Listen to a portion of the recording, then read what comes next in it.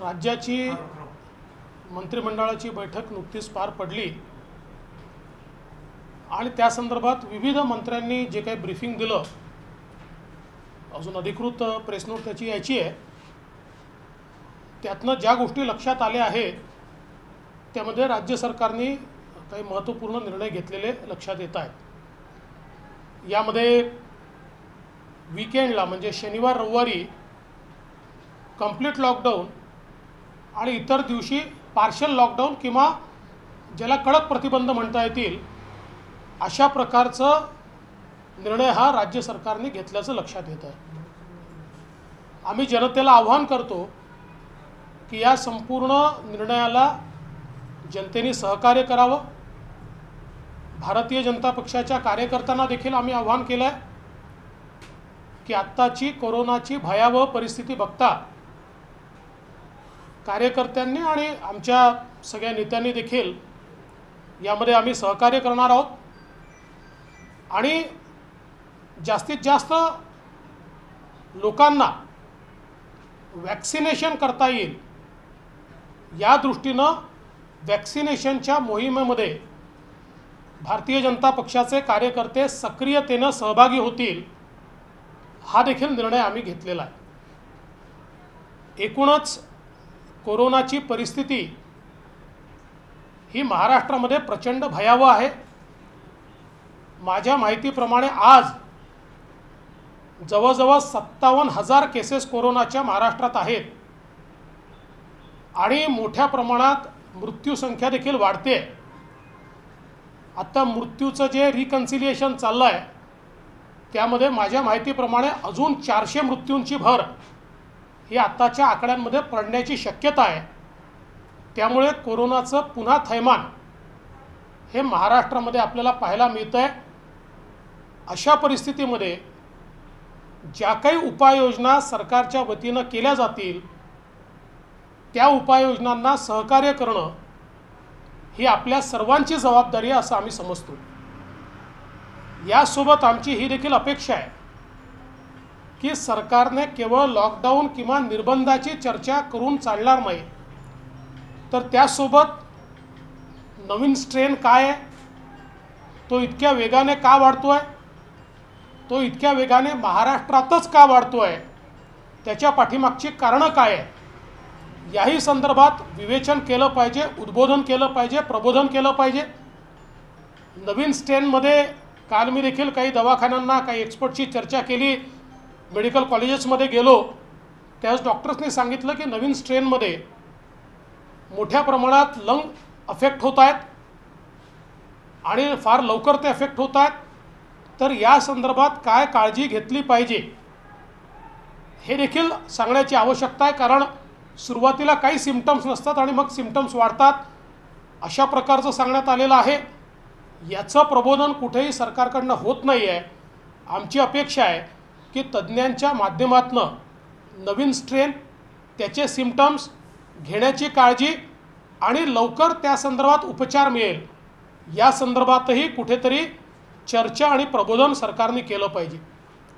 तिसरी आमची महत्त्वाची या ठिकाणी मागणी अशी आहे की मुंबई आणि पुणे ही महाराष्ट्रातली महत्त्वाची शहरं आहेतच आणि त्याची काळजी घेतलीच गेली पाहिजे, पण मुंबई पुण्याच्या बाहेरही महाराष्ट्र आहे हे सरकारला लक्षात घ्यावं लागेल आणि या उरलेल्या महाराष्ट्रामध्ये संपूर्ण आरोग्य सेवा ही महानगरपालिकांकडे नाही, ती राज्य सरकारकडे आहे आणि म्हणून राज्य सरकारला ही जी आरोग्य सेवा आहे ही आत्ताच्या परिस्थितीचा मुकाबला करण्याकरता सक्षम करावी लागेल।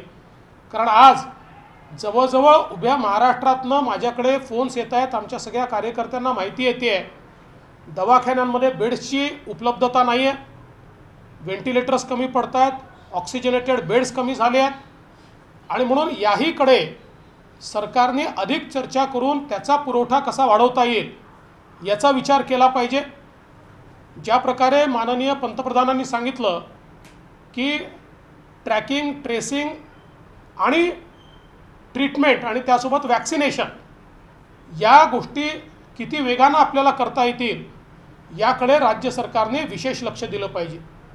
एक गोष्ट अजून या ठिकाणी मला राज्य सरकारला विनंती करावीशी वाटते की आता राज्य सरकारने जवळजवळ सक्तीची कारवाई करून 4 ते 5 हजार कोटी रुपये हे वीज ग्राहकांकडनं जमवलेले आहे. आता तरी राज्य सरकारने ही परिस्थिती पाहता वीज कनेक्शन कापणं बंद केलं पाहिजे. कारण आता लॉकडाऊन आणि पार्शल लॉकडाऊन हे जे या ठिकाणी सुरू होत आहे याच्यामुळे लोकांच्या रोजगारावर मोठ्या प्रमाणात गदा येणार आहे. अशा परिस्थितीमध्ये वीज कनेक्शन कापण्याची मोहीम हा तुघलकी निर्णय ठरेल आणि म्हणून तो तात्काळ आता तरी राज्य सरकारने थांबवावा अशा प्रकारची आमची विनंती आहे. आमचं असंही मत आहे की आता ही सगळी जी परिस्थिती उद्भवलेली आहे या परिस्थितीमध्ये मोठ्या प्रमाणात आम्ही तर राज्य सरकारला सहकार्य करणारच आहोत, जनताही करणार आहे, पण त्याचवेळी समाजातला जो गरीब आहे, जो मध्यमवर्गीय आहे, जो छोटा व्यावसायिक आहे याचाही विचार हा राज्य सरकारने करण्याची आवश्यकता आहे. त्यामुळे लॉकडाऊन पार्शल लॉकडाऊन हे एकीकडे ठीक आहे, ते चालू द्या, पण त्याचसोबत राज्य सरकारने मोठ्या प्रमाणात यांच्या मदतीच्या संदर्भातली घोषणा केली पाहिजे, त्याचे काही पॅकेजेस दिले पाहिजे. मला हे समजतं की सगळी नुकसान भरपाई राज्य सरकार देऊ शकत नाही, ती अपेक्षा देखील नाही, पण हा जो गरीब आणि मध्यम वर्ग आहे यांना जगण्यापुरतं तरी जी मदत आहे किंवा तगण्यापुरतं जी मदत आहे ही मदत तरी राज्य सरकारने केली पाहिजे अशा प्रकारची आमची अपेक्षा आहे. आणि म्हणून राज्य सरकारने याही संदर्भात चर्चा करावी. चर्चा केवळ लॉकडाऊन की पार्शल लॉकडाऊन यापुरतं न करता या इतर बाबींवर देखील व्हावी अशा प्रकारची आमची अपेक्षा आहे. सकाळी जे आहे संजय राऊत यांनी म्हटलं आहे की केंद्रामध्ये भाजपचं सरकार आहे पण राज्यामध्ये नाही आहे, त्याच्यामुळे ती मदत करत नाही आम्हाला, असं सूडबुद्धीने वागू नये. असं आहे की संजय राऊत असतील किंवा इतर या आघाडीचे नेते असतील हे आपली अकर्मण्यता लपवण्याकरता केवळ केंद्र सरकारकडे बोटं दाखवतात. आणि मी तर माध्यमांनाच विनंती करणार आहे, मी तर पुराव्यासहित केंद्र सरकारने काय काय मदत केली हे दाखवलं आहे आणि तो कोणीही ते नाकारू शकलेलं नाही. इतक्या मोठ्या प्रमाणात महाराष्ट्राला केंद्र सरकारने मदत केलेली आहे, त्यामुळे कधीतरी त्यांना प्रतिप्रश्न विचारत जा की ही मदत गेली कुठे.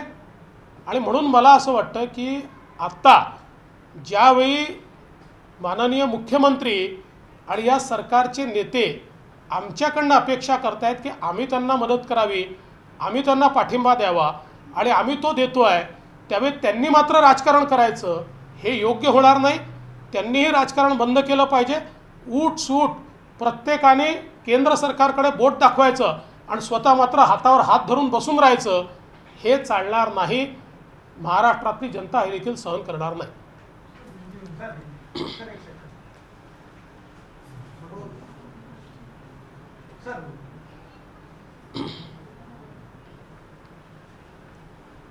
महाराष्ट्र की कैबिनेट ने अभी कुछ निर्णय लिए हैं, अधिकृत रूप से उसकी जानकारी नहीं मिली है, पर कुछ मंत्रियों की ब्रीफिंग में ये ज़रूर पता चला है कि महाराष्ट्र में आज से या कल से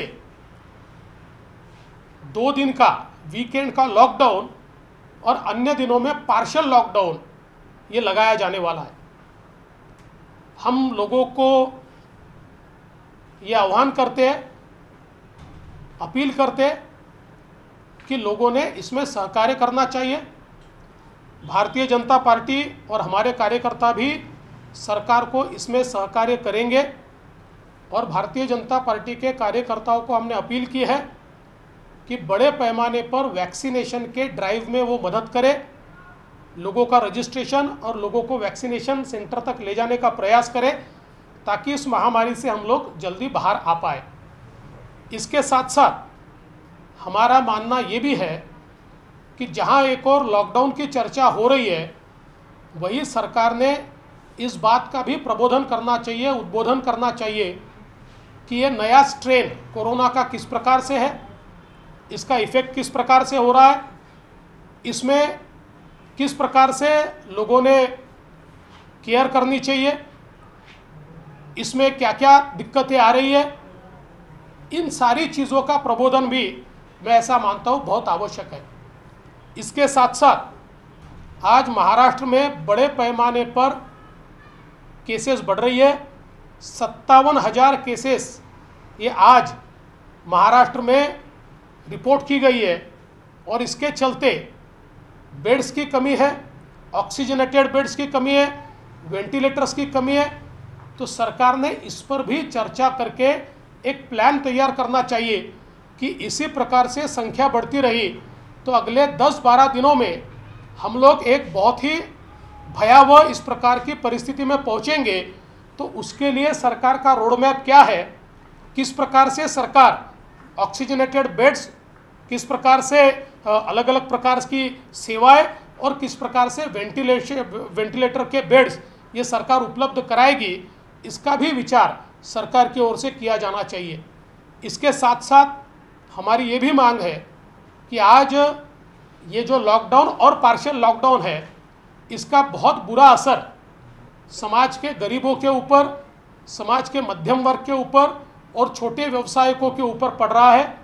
ऐसे समय सरकार ने उनको मदद करने का विचार करना चाहिए और सरकार ने बड़े पैमाने पर उनको किस प्रकार से हम लोग मदद कर पाए इसके बारे में कोई ना कोई पैकेज देना चाहिए।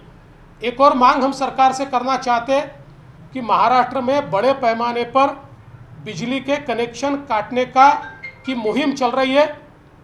हम सरकार से मांग करते हैं, सरकार ने 5,000 करोड़ रुपए की वसूली इस कोरोना काल में भी अतिरिक्त कर ली है, लोगों के कनेक्शन काट काट के कर लिए। कम से कम अब सरकार ने इसको रोकना चाहिए क्योंकि लोगों के पास व्यवसाय नहीं है, रोजगार नहीं है, कमाई का जरिया नहीं है। ऐसे समय उनकी बिजली काटना, मैं ऐसा मानता हूँ कि ये सुल्तानी राज है और इसलिए इसको भी खत्म करना चाहिए, रोकना चाहिए। इस प्रकार की हमारी अपील है।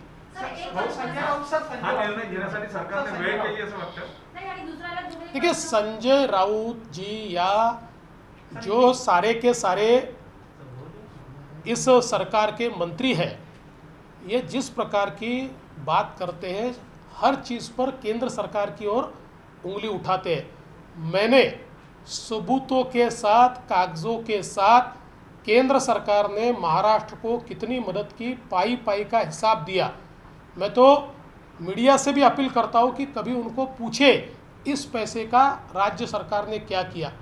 और मेरा मानना बहुत साफ है, जब मुख्यमंत्री हमको फ़ोन करके अपील करते हैं कि आपने हमको मदद करनी चाहिए और हम राजनीति से ऊपर उठकर मदद करते हैं, तो अपने फेलियर्स के लिए हर समय राजनीति करना और केंद्र सरकार की तरफ उंगली निर्देश करना, ये भी इस महाआघाड़ी के नेताओं ने बंद करना चाहिए।